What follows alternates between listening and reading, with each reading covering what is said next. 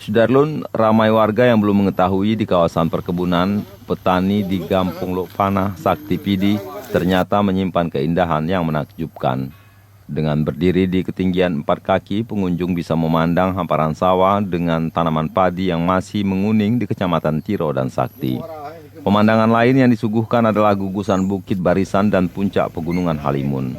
Sayangnya, kemolekan Lok Panah tidak didukung dengan sarana transportasi yang bagus.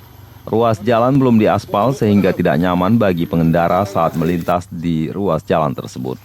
Juga sebagian kebun yang belum dimanfaatkan masyarakat sehingga banyak ditemukan tumbuhan liar seperti bunga bangkai, jamur, dan jenis tumbuhan lainnya.